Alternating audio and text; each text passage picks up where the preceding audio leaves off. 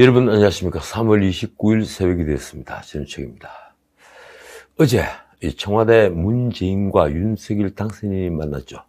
상춘제에서 두 사람은 만찬을 했습니다. 이때선 19일 만입니다. 역대 신구 권력의 만남으로는 가장 늦습니다.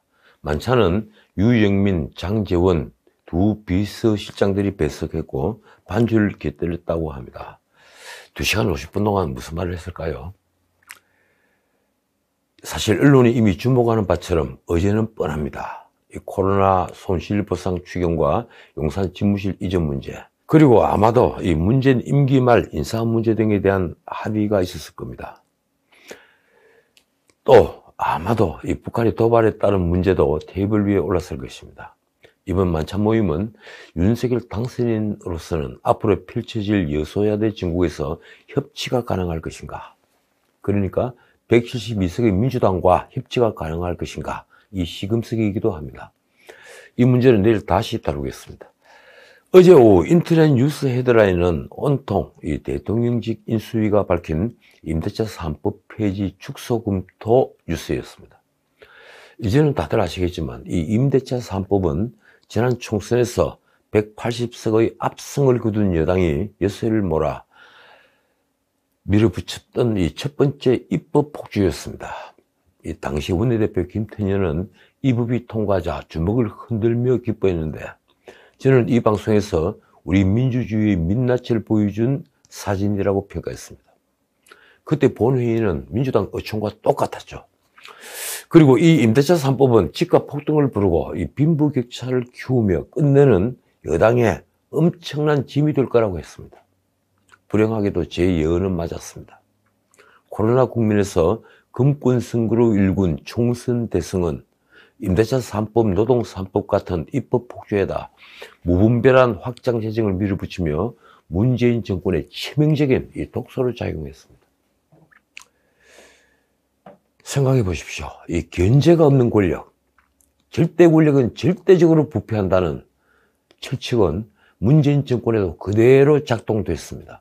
그 폭정의 시작이었던 임대차 3법을 축소하거나 폐지한다. 저는 어제 오후 그 뉴스를 보면서 한참 동안 권력의 무상함을 생각했습니다.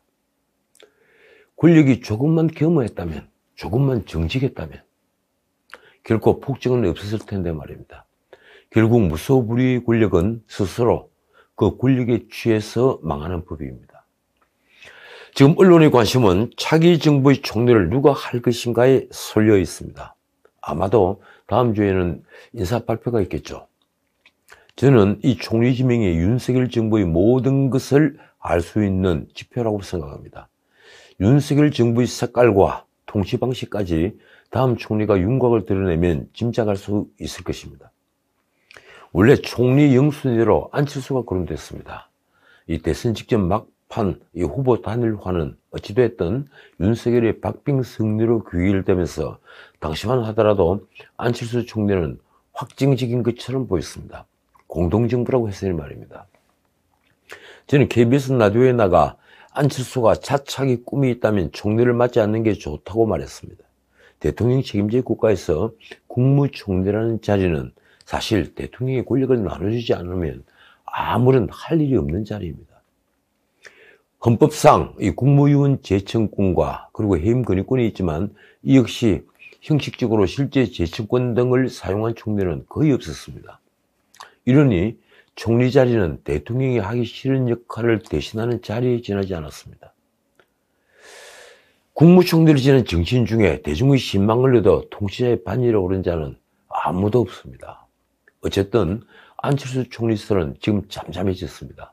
심지어 권성동 같은 실세는 이 안철수가 인수위원장에다 총리까지 챙기려는 것은 지나친 욕심이라는 취지의 말까지 방송에서 공공연하게 할 정도가 되었습니다. 인수위원장을 하면서 총리까지 한 경우가 있었나? 권성동의 이 말은 사실 권성동 같은 자가 절대 해서는 안 되는 말입니다. 그는 정치평론가가 아니라 권력의 핵심에 있는 사람이기 때문입니다. 어쨌든 안철수 총리설은 지금 거의 사그라들었습니다. 언론은 익명 관계자의 입을 빌려 안철수는 공동정부 파트너이기 때문에 총리 인선의 중요한 부분이며 안철수 측근 인사도 안철수가 3월 내로 총리직에 대한 생각을 정리할 계획이라 한다고 보도했습니다. 안철수 마음먹기 따라 달려있다는 거죠. 그리고 안철수 총리 카드의 가장 큰 걸림돌은 안랩 주식 백지 신탁 이슈라고 했습니다. 그도 그럴 것이 이 공직자윤리법상 국무총리가 3천만 원 이상 주식을 보유하면 임명 2달 내에 주식을 직접 매각하거나 이 수탁기관에 백지 신탁해야 하며 해당 수탁기관인 증권사는 60일 이내에 주식을 처분해야 하기 때문입니다.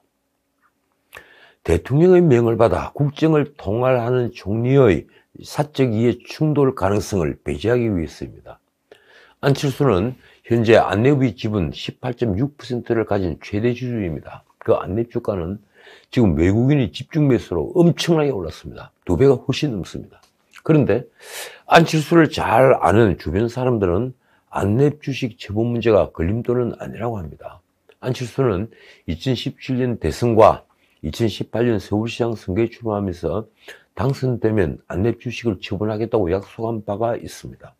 말하자면 안철수가 총리로 가는 것인가는 안철수의 정치적 선택일 것이며 이 경우 윤석열과 권력을 어떻게 분점할 것인가는 두고두고 문제가 될 것입니다. 조선일보는 안철수냐 민주 출신이냐 이 한마디로 이 문제를 다뤘습니다. 하마평에 오른 김한길, 박주선, 김병준 등이 모두 민주당 출신 올드보이이기 때문입니다. 게다가 노무현 정부에서 총리를 지냈던 한덕수까지 부상했습니다.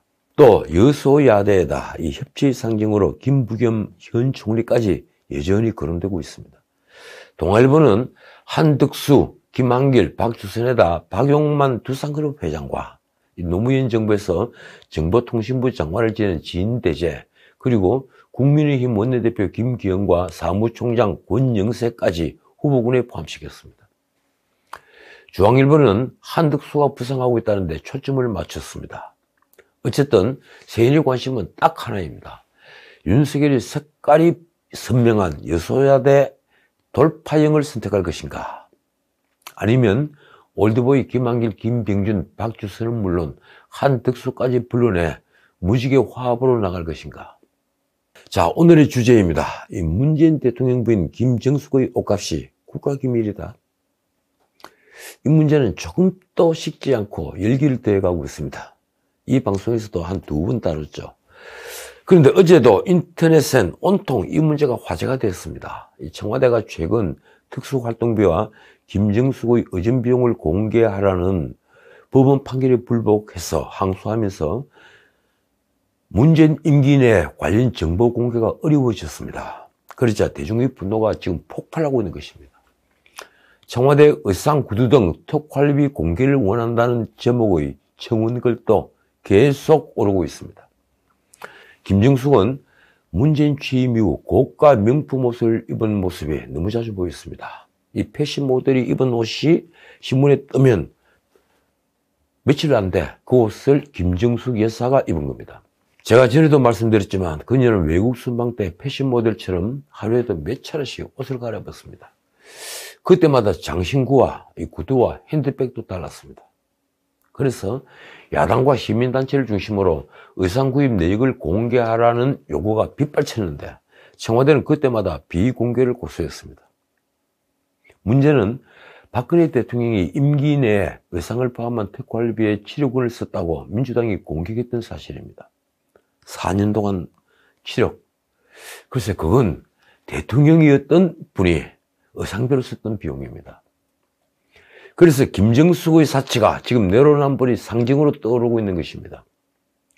의전 비용을 공개하라는 판결조차 무려 3년 만에 나왔습니다.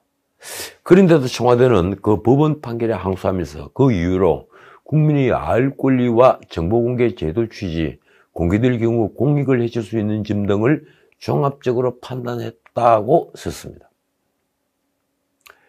이런 청와대의 항소 결정으로 김정숙 옷값과 이 관련된 정보 공개는 사실상 물 건너갔습니다. 문재인이 임기가 끝나는 오는 5월 9일 이전에 항소심 판결이 나오기는 불가능하기 때문입니다. 이 경우 문재인은 해당 자료, 기록물을 대통령 지정 기록물로 지정할 수 있고, 그러면 최장 15년 사생활 관련 기록물은 무려 30년 동안 이 비공개 대상으로 묶입니다. 문재인은 과연 그런 비겁한 길을 택할까요? 장담하건대 아마 그럴 것입니다. 그도 그럴 것이 김정숙이 해외 순방 등 이 공식 석상에서 입은 옷들은 샤넬 등 고가의 명품들입니다. 야당은 해마다 적어도 30여 벌씩 혈세로 그 옷들을 샀다는 의혹을 제기합니다. 최소 32여 벌입니다. 언론에 보도된 김정숙의 의상만 200여 벌을 훌쩍 넘습니다. 이 김정숙의 옷값이 과연 국가기밀입니까? 만약 이 옷과 장신구 같은 사치품을 국가 예산으로 구입했다면 명백한 국고손실죄에 해당합니다. 국고손실죄 말입니다. 또 만약 누군가가 사서 선물한 것이거나 무료로 제공했다면 뇌물죄가 적용될 수 있습니다. 문재인 정부가 박근혜 전 대통령을 이끈 대로 이 김정숙은 문재인의 명백한 경제공동체이며, 이 경우 김정숙에게 고가의 물품을 제공함으로써 묵시적 청탁은 얼마든 가능하기 때문입니다. 공짜 점심은 없는 법입니다. 미국은 어떤가요? 미국은 건국 후 지금까지 대통령 가족의 공사 구분은 아주 명확했습니다. 역대 퍼스트 레이디의 옷값과 핸드백, 구두, 각종 액세서리의 디자인과 가격, 비용의 출처는 퍼스트 레이디 대변인이 모두 공개했습니다. 그리고 그 옷값은 대부분 본인이 직접 지불합니다. 퍼스트 레이디는 공직이 아니어서 별도의 의상비나 월급이 전혀 없기 때문입니다. 그래서 역대 퍼스트 레이디들도 이들 디자이너의 기성복, 맞춤복을 할인된 가격에 샀다고 합니다. 그러나 퍼스트 레이디가 사는 가격이 훨씬 낮으면 대가성 뇌물로 간주되기 때문에 백악관은 윤리 규정에 어긋나지 않도록 신경을 씁니다. 당연히 선물로 받은 의상도 국립기록관리청에 보냅니다. 개인이 소유가 아니기 때문입니다. 그렇다면 김정숙도 자신이 입었던 그 수많은 명품 브랜드 옷의 구입비와 선물 여부를 밝혀야 합니다. 더욱이 지난주 온라인을 뜨겁게 달군 브로치는 보통 문제가 아닙니다. 김정숙이 달았던 치타 형상의 브로치는 다이아몬드와 에메랄드를 비롯한 보석이 박힌 것으로 처음엔 까르띠에의 제품으로 2억 2천만 원을 넘는 고가의 사치품이라고 알려졌습니다. 그런데 그 뒤에 누군가가 그걸 2만 원짜리 모조품이라고 해서 인터넷은 지금 그 문제로 시끄럽습니다. 언론사는 문제의 브로치가 고가의 명품인지를 알기 위해 취재에 열을 올렸으나 아직 결론을 내리지 못하고 있습니다. 그런데 대부분의 국민은 그 브로치가 까르띠에가 아니더라도 엄청난 고가의 사치품일 것이라고 생각합니다. 샤넬 같은 명품 옷만을 고집하는 김정숙이 2만 원짜리 모조품 브로치를 착용할 리가 없다는 것이 그 첫 번째 이유이고, 만약 그게 싸구려 브로치였으면 청와대는 이 문제가 터졌을 때 일찌감치 그건 모조품이라고 공개하면서 김정숙이 얼마나 검소한지를 강조했을 테니 말입니다. 어쨌든 이 문제는 퇴임하는 문재인에게는 엄청난 짐이 됐습니다. 이미 서민민생대책위원회라는 시민단체는 김정숙을 수사해달라는 고발장을 경찰에 제출했습니다. 죄명은 강요, 업무상 횡령, 특정범죄 가중처벌법상 국고손실 교사 등입니다. 이 단체가 이 고발장에 적시한 내용이 바로 민심입니다. 이렇습니다. 이 김정숙은 문재인 임기 동안 영부인의 지위를 이용해 청와대 특수활동비 지급 담당자로 하여금 수백 벌의 고가 명품 의류 및 신발, 그리고 수억 원에 해당되는 장신구 등을 구입하도록 강요했다. 이로 인해 특수활동비 지급 담당자들이 어쩔 수 없는 상황에서 이를 집행하여 업무상 횡령죄 및 국고 등 손실 위반을 저지르도록 교사했다. 일각에서는 김정숙의 옷값이 국가기밀이라면 문재인이 임기 종료 이후에 장신구, 옷, 핸드백 등 모든 것을 반환해야 하는 것 아닌가라는 말이 나왔습니다. 아니, 국고로 샀으면 반환하는 것이 원칙이죠. 말씀드린 대로 미국 같으면 당연한 일입니다. 국민의힘 정미경은 최고위원회의에서 이렇게 말했습니다. 국민은 특수활동비로 대통령 배우자의 옷값을 계산했다면 그 액수를 대통령의 옷값과 비교했을 때 더 과도하면 안 되는 것은 아닌지 질문을 많이 하고 계신다. 그러니까 국가원수인 대통령 옷값보다 더 많은 옷을 김정숙이 치른 것이 아니냐 이렇게 묻고 있다는 겁니다. 결국 김정숙의 사치는 문재인 정부에서 권력을 누린 모든 이들에게는 트리거, 방아쇠가 될 가능성이 높아졌습니다. 마치 별것 아닌 태블릿 PC가 끝내는 박근혜 전 대통령을 탄핵으로 이끌고 방아쇠가 된 것처럼 말입니다. 지금 세간에는 김정숙을 한국의 이멜다라고 비아냥대는 소리로 넘쳐납니다. 이 문제의 심각성을 청와대와 문재인은 모르는 것일까요? 아니면 알면서도 어쩔 수 없이 버티고 있는 것일까요? 자, 재미있는 일이 또 있습니다. 이 민주당 의원들이 26일 윤석열 당선인의 이른바 본부장, 본인 부인 장모, 이 본부장 비리에 대한 특별검사 법안을 국회에 제출했습니다. 김용민이 대표 발의한 법안 제목은 굉장히 깁니다. 윤석열 대통령 당선자의 대장동 개발 비리 사건과 윤 당선자 검사 재직 당시 각종 권력 남용 및 그 가족의 부동산 투기, 특혜 대출, 주가 조작, 부정 축제 사건 등의 진상 규명을 위한 특별검사 임명 등에 관한 법률안. 참 숨이 찹니다. 이 공동 발의자에는 최강욱, 김의겸, 김남국 등 이른바 이 민주당에서 강경파로 불리는 의원들이 이름을 올렸습니다. 이 민주당 박주민은 28일 라디오에서 특검의 필요성을 이렇게 말했습니다. 대통령이라는 인사권자에 관련된 사건이기도 하고 전직 총장 시절에 관여했던 사건들이다. 자기 식구 관련된 사건은 제대로 된 수사가 검찰에 의해서는 되기 어렵다. 그러자 국민의힘 김기현 원내대표는 최고위원회의에서 이렇게 맞받았습니다. 민주당은 당군 이래 최대 부동산 개발 비리인 대장동 의혹과 관련해 성남시장이자 결재권자인 이재명을 무조건 감사하면서 엉뚱하게도 아무런 관련이 없는 윤 당선인을 몸통으로 지목하는 우스꽝스러운 억지를 부린다. 전에 제가 자주 말씀드렸지만 대장동 게이트를 윤석열 게이트라고 하면 지나가는 개가 웃을 일입니다. 김기현은 또 이런 손바닥으로 하늘을 가리는 어리석은 짓임이라며 이 대선 기간 반복했던 터무니없는 의혹을 재탕 삼탕으로 반복하면서 어떻게든 새 정부의 출발에 발목을 잡겠다는 저열한 의도라고 말했습니다. 전주의 원내대변인 또 이 공격에 나섰습니다. 대장동 특검이라면 온몸으로 거부하던 민주당이 당선인과 가족에 대한 특검을 주장하니 후한무치 내로남불이다. 제가 이 말에 덧붙일 말이 없습니다. 자, 오늘은 여기까지입니다.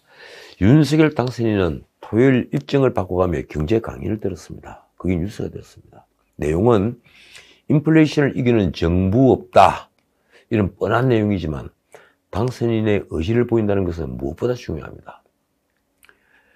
세계는 코로나 이후 경제 재편 중입니다. 매일매일 피해를 구별할 수 없는 전쟁 중이라는 얘기입니다. 이 전쟁에서 이기기 위해서는 무엇보다 당선인이 경제를 알아야 합니다. 저는 윤석열 당선인은 그걸 충분히 해낼 것이라고 믿습니다. 경제를 살린다. 승부를 가를 화두입니다. 지금까지 전우책이었습니다.